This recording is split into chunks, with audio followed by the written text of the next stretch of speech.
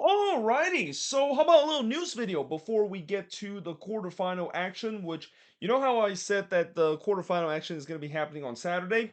Nope. Looks like it's going to be happening all on Friday, with the first game starting in about an hour and a half at the time of this recording. And hopefully, I'll get this video upload before the first game does kick off. But in terms of some of the news that has happened in the past week, there were definitely some worthy news, and certainly the big news that we have heard this week is the rumor of Neymar coming to MLS. Now, I have heard that there's also other big name player in Europe that is going to be coming to MLS. I even heard that Mbappe could potentially come to MLS, which I think that's just insane. Like, I don't think Kylian Mbappe is going to come to MLS. Like, let's face it, there's no way. At the fact that he is still not even in his prime of his career, I don't think that's going to happen. But maybe the Neymar rumor potentially could come true, because it seems like there's been a lot of rumors that Neymar was going to come to MLS. Especially, I think a lot of that is with the way that Messi coming to MLS. It has really kind of blown the door in terms of all of these well-known players that maybe are kind of near the end of their career, or kind of approaching that point, and they want to come to MLS. And Neymar is definitely one of those players, despite the fact that he's actually only 30 years old. But yeah, it seems like, he just like Messi, is having some problem with the contract talk between him and PSG, and he could potentially come to MLS. And so far, we have heard that one of the two LA team is rumored to make offer to sign Neymar. And again, they're not the only one. I heard that it seems like the New York team are trying to do, although they have said that there's a report saying that the Red Bulls are probably out of the running. But whatever it is, this should be very interesting. And again, the Messi effect has not only took a huge effect of how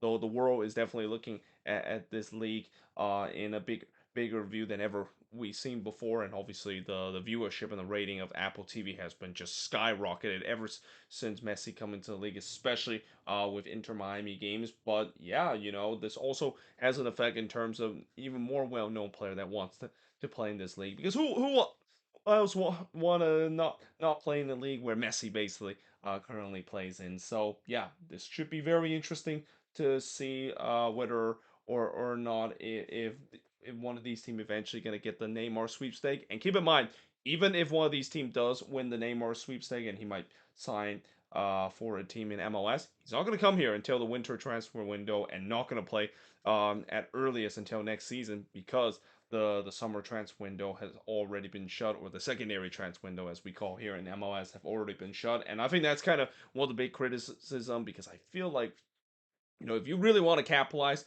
on the fact that more well-known players is coming to MLS because of the Messi effect, you should at least kind of keep your secondary transfer window open until the most of the European transfer window closes right near the end of August, and also into early September.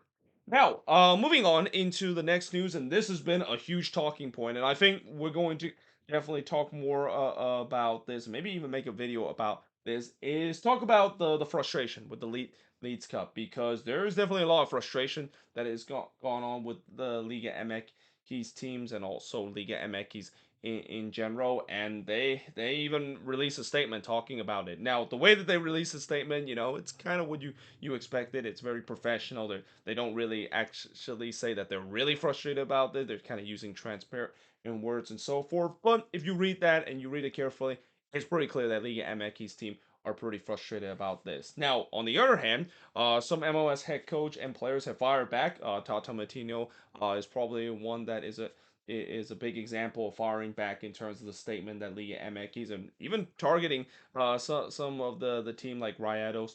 Their head coach kind of explained about the frustration of the travel, and then Tata Martino fired back and say, well, yes, but your federation agreed to this, and your league agreed to this, so you can't really say anything. I mean, you can complain to your own league or so forth. Now, obviously, one of the issue with Liga MX, and I've heard this a lot with Mexican fans, is the fact that the Liga MX and even the Mexican Federation has been very corrupt. Like, they really don't care about anything but generating money. And this is kind of the reason why they accepted this, because they knew that, if they want to have these Leagues Cup game in the US, it would generate much more money than if you host some of these games in Mexico, even if that damaged the heritage of actually leaving behind all these Mexican fans that are based in Mexico and actually support their local team, so forth. So again, I get both side of the argument, and again, this could be a video that I can do in the future, or even after the Leeds Cup, about, we'll talk about on one side of what their argument is, and we'll talk about the other side, and we're trying to wrap it up to see which side does have which side is actually right in terms of the argument, or maybe no side is right in terms of the argument. The bottom line is, I think there's got to also be a solution into this, and I know that from what I also heard from the Leeds Cup organizer, they are listening to these kind of things, and they are trying their best in terms of fixing it, and maybe think about how they're going to do it in the next tournament. Because I have a feeling, as much as I know there's some people that don't want this tournament to be back, I have a feeling it's going to be back next year, and that they're going to try to do something that is a little bit more fair. Because I do agree, in some extent, this is completely unfair to Liga MX team. The fact that they're basically playing all road games in this tournament, and that for some of these teams, they have played so many games on the road, where it's not just a physical toll that can take on you being on the road for so long, but also the mental toll, with the fact that these players have not been with their families for so long now because of this tournament, and it started to wear on them, even on some of these bigger, well-known team in Liga MX. Now, MLSPA have released the list of the 2024 free agency class. Now, keep in mind, there are definitely some notable names in this free agency class. I believe some notable name including Julian Gresso, Darlington Natby, Carlos Vela, and so forth. But you got to also remember, these are the name that is listed as free agency, that either has an option for another year, or guys that are legitimately out of contract. And there is also a chance that these teams can sign these players to a new contract until now to the end of the year. This is why in every News of the Week episode I've mentioned about players signing new contract, because teams can still do that. So yeah, that's going to be something that's interesting to see. And also, talk about players that are able to, or teams are able to sign these players to a new contract. They can do that even by the time when they decline the option of these players. They can always think about restructuring the contract during the off season and sign them to a new deal. So just because some of your favorite player is on this free agency class, and you're worried that they're going to be picked up by other team in terms of free agency, just remember, I don't think the free agency market opened until the end of well, actually after the season is over. So there's still plenty of time for a lot of these guys that potentially is either going to get their option picked up for another year, or the fact that they're going to sign a new contract with their respective team. Now, speaking of transfer, we got Toronto FC signing for Prince Owusu off free agency, and also free agency for. Now, this is a guy that I don't really know too much about. I mean, they said that he was okay during his time with his previous club in Germany, but other than that, it feels like it's a very underwhelming kind of signing. Again, I know TFC, they desperately needed some help on the attacking end. I don't know if this is gonna help. I mean, I guess maybe you could say this is the Io Akinola replacement. They lost to Akinola to the San Jose Earthquakes, and that he might be the replacement for him. But we'll see whether or not if he is the a decent replacement, or actually legitimately decent, because I don't know too much about this guy. Now, speaking of Toronto FC, FC Dallas have signed Toronto former TFC and Canadian international Liam Fraser. Remember Liam Fraser, how he's been noted to be one of those well talented guy that could be on the Canadian national team squad regularly. Now, even though he is now been on the Canadian national team, he hasn't really been starting a lot of games. He's been mostly coming off the bench, and usually when playing games that Canada are not really are kind of like a B or C team when they do play against friendlies, or even in the Gold Cup, or in the Nations League. But that being said, we'll see him coming back to MLS is going to help his career, because you could see he didn't had a good time during Europe. He's one of those players that decided to make the jump to Europe, hope that things will work out, and it did not. And knowing the fact that Dallas, they do need some depth in terms of the midfield field position, I think adding Liam Fraser is going to be a good signing. And what's also interesting about this deal is the fact that you notice I didn't actually mention the full part of this deal, because what's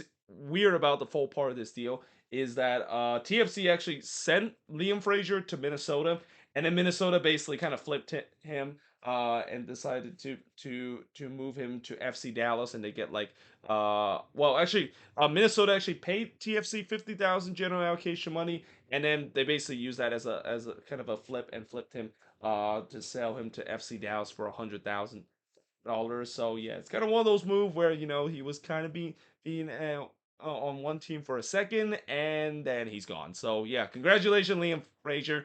I would say that he was a former Minnesota United player, former Loons player that is, even though he only been with the club for like a little more than one second when this move was announced.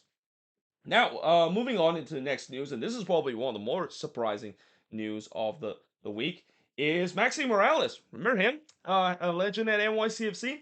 He's back. So this is kind of surprising because when he decided to leave NYCFC, we talked about the farewell kind of thing, and it was kind of bittersweet of him saying goodbye to NYCFC and returning to his boyhood club in Rossing, and then now he's back. So that's kind of awkward. The fact that we say the goodbye farewell to perhaps one of the best number 10 to ever play in this league, and now he's back with NYCFC. And I'm gonna say that I don't know if he's gonna be a regular starter anymore. I mean he's getting to the point where he's maybe got 1 or 2 year left in the tank before he call it a quit. But I was really surprised the fact that he decided to come back to MLS. I thought he was gonna stay with his boyhood club and retire. That just to kind of sums up the career that we've seen with players nowadays. But yeah, it should be interesting to see how he's gonna make an impact, and definitely will be a good locker room presence because again, this guy he is definitely a legend in that NYC team. And although he's not going to be a regular contributor, he's going to be also a contributor off the bench. I mean, guys like Maxi Morales coming off the bench is definitely not a bad option. Now, Charlotte FC has also waived Joseph Mora off of their team. This makes sense because they need to clear up an international spot and clear up that cap space a little bit. It's fortunate that Mora never really got his chance with Charlotte FC. I mean, I remember when he was picked up in the expansion draft when Charlotte came into the league. I thought this was going to be a good asset because he did relatively well during his time with DC, but just never really got playing times, and they decided to move on from him as a resort.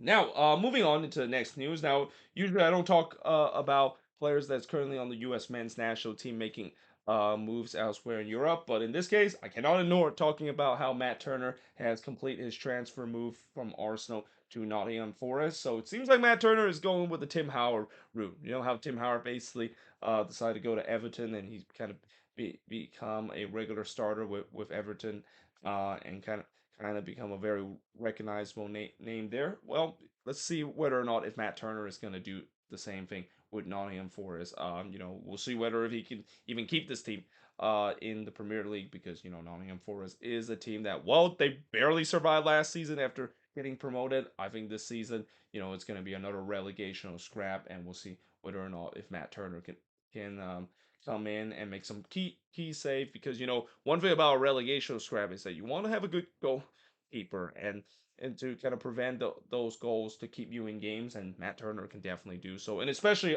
I also think that with his move to Arsenal, as much as it's a great move for him to go to the Premier League and go for a big team, I just had a feeling he had to go somewhere else if he is going to get minutes. I mean, he was not getting minutes behind Aaron Ramsdale, and I was also kind of disappointed not to see him in the All Star game too, because with that one, him coming back to MLS, I was assuming he's going to be a regular start or he's going to be a starter in that one, but nope. Instead, it was Ramsdale in goal, and that Mikel Arteta never really decided to switch his goalkeeper, which again, yeah, I was a little disappointed that that was the case. I want to see Matt Turner playing in an MLS All Star game, knowing the fact that he is definitely going to go down as one of the better goalkeeper we have ever seen in MLS, and generate the talent to move him on to Europe, and now has really become a household name in the U.S. men's national team.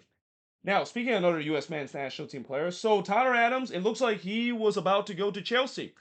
Now it looks like it's not going to happen. It looks like he's going to go back to Leeds United. And honestly, I think in the end this is the right decision.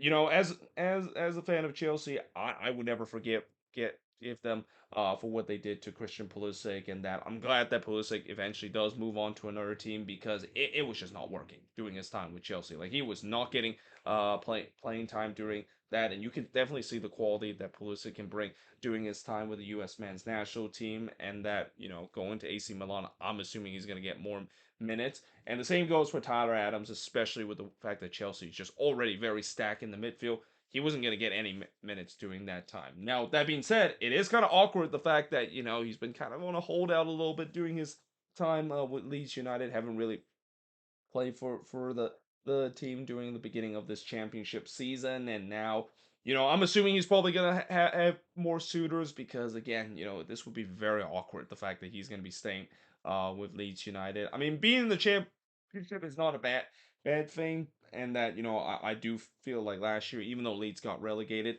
Tyler Adams was not the reason why Leeds got relegated. He was really good, and unfortunately he did suffer a bit of injuries, and that was a huge loss to Leeds in terms of their midfield, and that it seems like they're suffering the same effect now with Tyler Adams kind of holding out, and that again we'll see whether if he is going to move to another club or he is going to just stay with Leeds and play in the championship. Now, the San Jose Earthquakes and Bologna is actually an active talk in terms of the transfer of KCAL. Now, for a while there has been a lot of teams that's been linked with KCAL, and I'm okay with the fact that the Quakes decided to eventually move on from KCAL because I know he is definitely a very talented player, but he hasn't really lived up to the potential, at least in this season too. I mean, he showed that potential during his time with the national team, and especially in the U20 World Cup.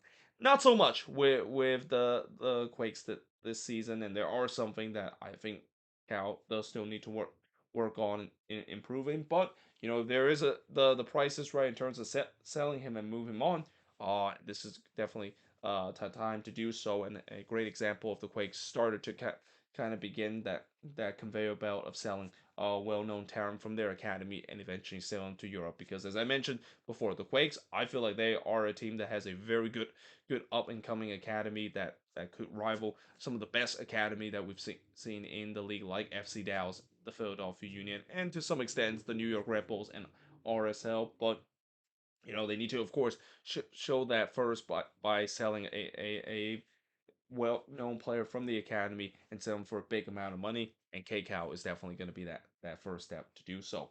Now, moving on into the next news. So NYCFC, they are set to release a third kit on August 16th. Now, this came just a week after the New York Red Bulls have released their third kit, which is one that I really want to get because the Red Bulls one looks absolutely awesome. The same could be the case with this NYCFC third kit. It looks like it has a big emphasis in terms of Central Park in New York, considering the fact that when they filmed that kind of teaser, it was doing at Central Park. So they go with a tree kind of like theme, similar to what we saw Atlanta United did with their away kit just a couple years ago. So yeah, it's gonna be interesting to see how it's going to look. And then moving on into the next news, and again, this is a news that I'm hope by the time I upload this video, this will still be in news to talk about how LAFC is going to be playing at the Rose Bowl for their quarterfinal league match against Rayados. Now, for those of you wondering why they can't play at BMO Stadium, well, it's because there already was a concert scheduling during this game that was scheduled, which just kind of makes me wonder why can they just delay till the very next day because of a concert that has happened. I mean, it's not the first time we've seen a game either in the Leeds Cup. Well, actually, it is the first time we've seen this has happened, but not the first time we've seen an MLS game, especially in the playoffs, that is rescheduled because of a certain event that is going on. I'm looking at you, Seattle, and the whole auto show that they had a couple of years ago, scheduling and moving that to another day. And again, some people will say, well, why can't they just play at the Coliseum because it's right next door? Well, apparently, I think they also the Coliseum also has an event that is going on, and then some have said, well, why can't they play at SoFi? Well, I think SoFi is also occupied because the NFL preseason is going on. I think the Rams and the Chargers have their preseason game around this time, so they have no choice now to play at the Rose Bowl, which again, that is just a logistic nightmare, and also just one that's not going to please, fans, because there's one thing about going to the Rose Bowl, and I've been there a couple of times. It is an absolute nightmare getting in and getting out of the stadium, and this is me just taking public transportation. Even taking public transportation is not easy, so I can't imagine how it is a nightmare to try to just get into the parking lot and drive out of it. Now, obviously, I don't know if this game is going to be sold out. It's not going to be anywhere close to what we saw with El Trafico on the 4th of July, but still, yeah, again, very interesting decision. They decided to have it at the Rose Bowl, and also the fact that once again we're gonna have to deal with that weird angle that I saw, which the angle that I saw during that game in the El Trafico, I didn't have too much problem with it. I think it was a decent angle where you can see the tactical standpoint of how the game plays out. But for some, maybe they don't like the fact that the angle is very high, and that also there is a question of whether or not if it's going to be the same camera angle. Is it just going to be the same camera angle, or is it going to be worse where people is going to complain? Well, this is just a terrible camera angle that Apple TV basically produced. And then finally, the last news that we'll talk about, and this is not a big surprising news. DC United has finally terminated Taxi Funta's contract, and the reason why I say this is not a big surprise, we saw this coming a mile away. Like as soon as we have heard the rumors, and in fact, it is confirmed that unfortunately Taxi Funtas for the second time in the past couple of years have used a racial slur on a player. The first time, of course, I know it's still allegation and it wasn't proven, but you can kind of maybe take that as a grain of salt, so forth. But this second time, he definitely got caught, and when you already have that record from the first time, yeah, when you do that in the second time, it's not gonna go so well, and especially it's against your own teammate too. That makes it even more embarrassing. I mean, DC had no choice; they had to cut ties with Taxi Fuentes. The whole slogan about the league has absolutely zero tolerance toward racism and using racial slur toward a player, or even in this case toward a teammate. Yeah, DC basically stand on that principle, so this is not a big surprise seeing him getting released, and it's unfortunate too because I think Taxi Funtas is a really good player, but again, you just can't do what he did and justify the fact that he continued to play. I mean, Dante Van Zier almost got himself run out of the league when he did something similar to what Taxi Fuentes did, and he's very fortunate that he's still in this league, mainly because he did show some remorse and have mentioned that he's not gonna do it again, and he has his teammate uh backing him. That's different for Taxi Fuentes, especially of what he just recently did. But there you have it. That is pretty much it in terms of looking at all these news that has happened in the past week. As always, let me know in the comments below what do you think of these news, and if there's any news I didn't mention here on the board, let me know in the comments below as always. But yeah, hope you guys enjoyed this video. If you do, make sure you guys do like, smash the subscribe button, and yeah, I of course will see you guys next time.